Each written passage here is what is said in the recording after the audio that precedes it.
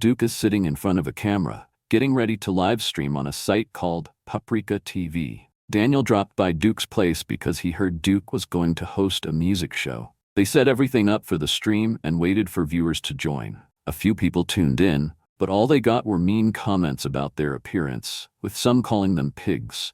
During the entire stream, they only managed to collect 10 balloons, which are a form of currency that viewers can donate to streamers, later redeemable for real cash.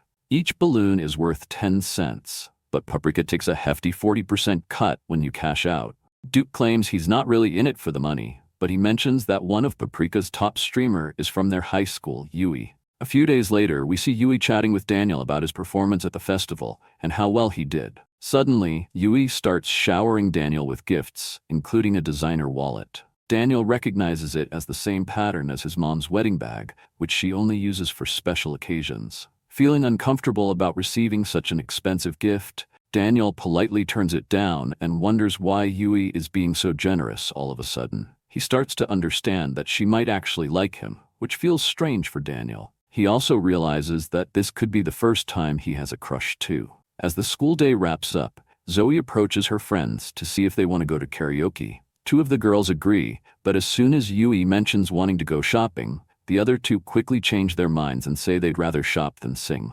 Zoe then pulls out a pouch and asks her friends if it looks cute and if she should buy it. Yui bluntly says it's kind of ugly and doesn't suit Zoe at all. The next day, the three girls are chatting, and Zoe takes a closer look, only to see that Yui is carrying the very pouch she called ugly. Zoe tries to join in on their conversation, but they completely ignore her and keep talking. When Daniel walks into the room, the three girls suddenly perk up. Yui asks Daniel if he likes the pouch she bought, and he replies that it's nice. In that moment, Zoe realizes what's really going on and why her friends are acting distant. It's all to impress Daniel. Zach's friend Du pulls out a massive pack of cigarettes. Curious, Zach asks how Du can afford all his stuff and tells him that stealing is wrong. Du explains that he's started streaming on Paprika to make some extra cash. He then invites Zach and the others to check out his broadcast. Jump scare warning ahead. In the next panel, we see Du shirtless, with hairy armpits and an egg cracked on his head. He spins around, thanking a viewer for sending him 100 balloons.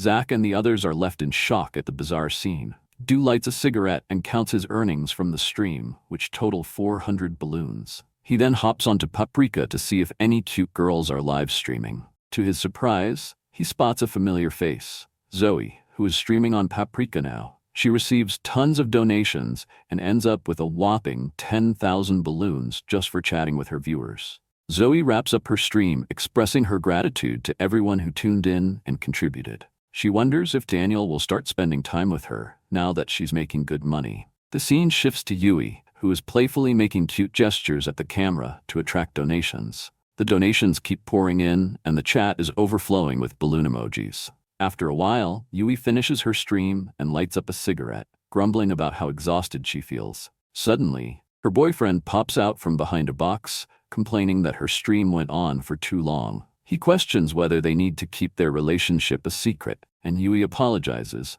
explaining that if her viewers found out she had a boyfriend, they might not donate as many balloons, which would mean less money for nice things. She then pulls out a wallet that Daniel had politely turned down and hands it to her boyfriend, saying she bought it just for him.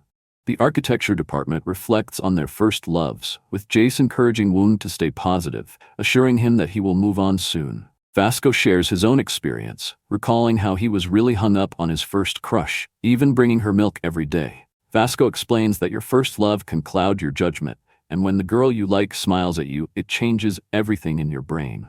The scene shifts to Yui and Daniel, who are hanging out as usual. Daniel asks Yui her opinion on overweight people, and she responds that she sees everyone as just people, so it doesn't bother her. He thinks to himself that Yui stands out from other girls. Yui then glares at Zoe. Meanwhile, Duke has been streaming for a while, but struggles to attract viewers due to his appearance. Jiho suggests inviting Daniel to join the stream, since his presence usually boosts Duke's viewership significantly. However, Duke insists he doesn't want to rely on Daniel anymore. He wants to succeed on his own.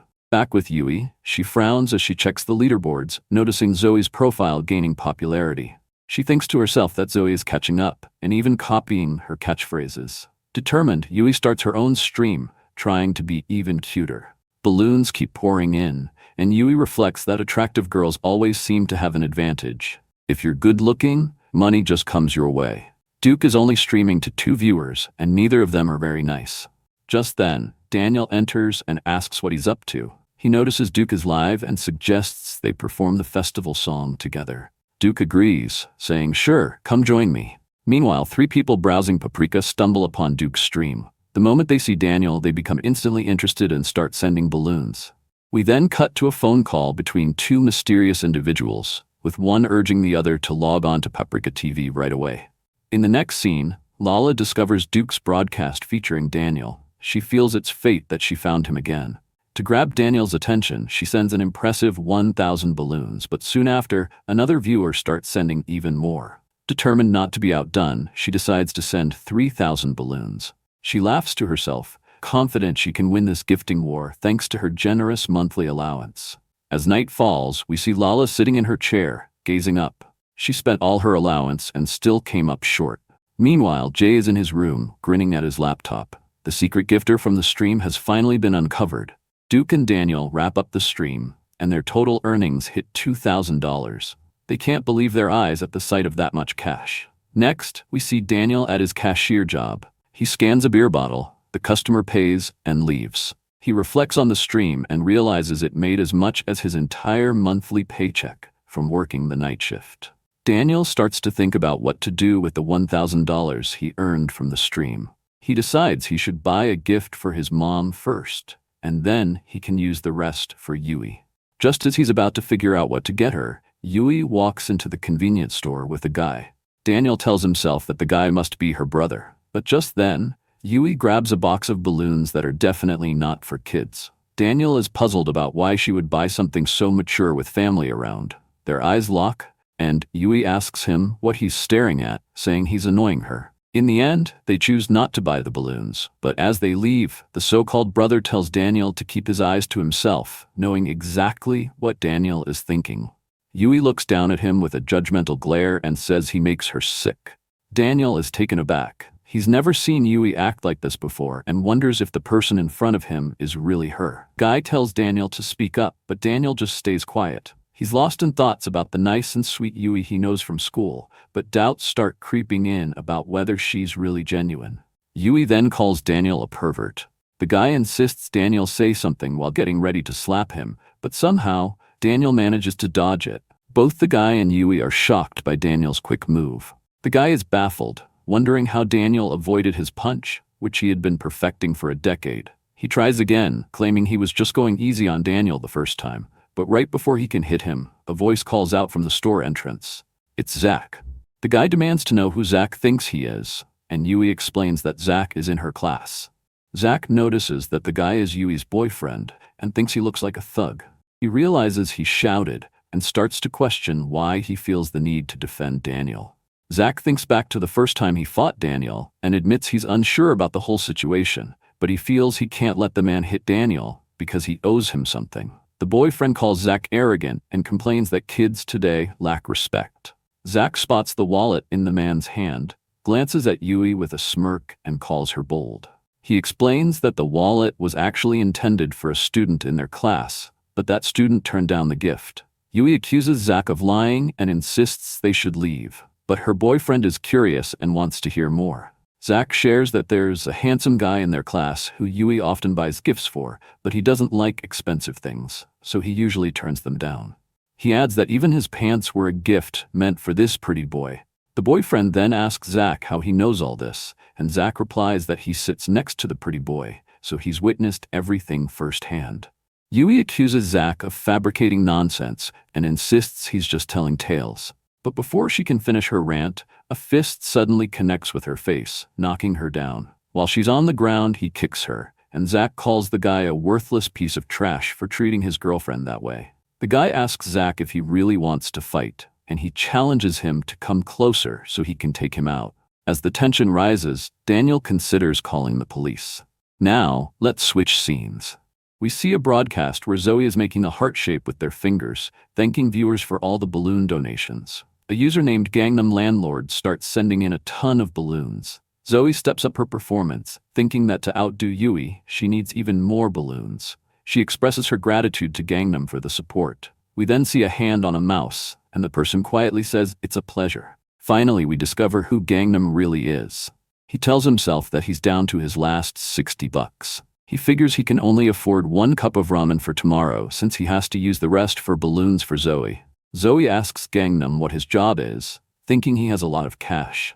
In truth, he's just a laborer, but he types in the chat that he runs several companies.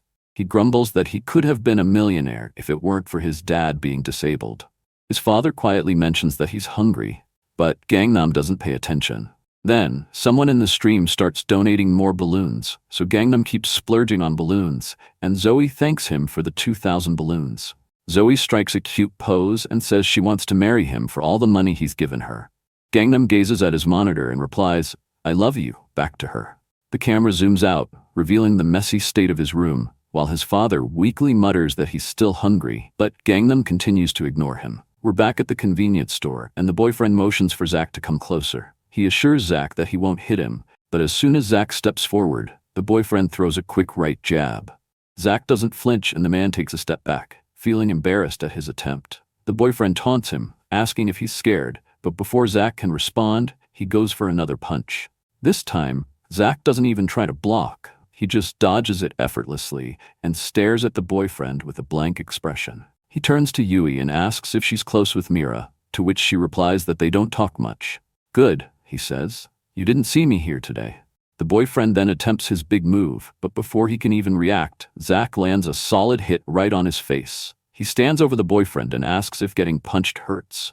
The boyfriend gets back up and tries again, but Zach just keeps hitting him again and again. Daniel watches in awe at Zach's speed, wondering how he managed to dodge those punches in his new body. He notices Zach using a different punching technique, shifting his weight from one leg to the other as his arm swings out from the side. He twists his arm at a right angle and slams it into the side of the boyfriend's face, sending him crashing to the ground. As the guy lies there, groaning in pain, Zach steps in and tells him he needs to learn to respect women. No matter how they behave, hitting a girl is never okay, Zach insists. He then turns to Yui and asks her not to mention anything to Mira about what just happened. As he walks out, he glances at Daniel and tells him he doesn't owe him anything anymore. Meanwhile, Gangnam realizes he has spent all the money from his father's disability pension. He can't buy Zoe any more balloons now. Since she hasn't mentioned him in her stream lately, he starts to feel like she has betrayed his feelings for her, as he thought that they loved each other. He nervously chews on his nail, feeling a mix of anger and determination as he declares that he will never forgive her. To get back at her, he needs to track down her whereabouts. Just before Zoe ends her live stream, Gangnam captures a screenshot, noticing a sign with some words in the background. He begins to investigate every possible location one by one until he finally discovers the right spot. His cheeks flush as he imagines meeting his beloved Zoe and all the fun they could have together. After all, he reminds himself, he is Zoe's husband. Meanwhile, we see Zoe walking home from school with her backpack slung over her shoulder. She thinks about how she'll soon surpass Yui in viewers if she keeps up with her broadcasts. She's excited to show Daniel all the money she's made from streaming on Paprika TV. In the next scene, Gangnam is lurking in an alley, wearing a truly frightening expression.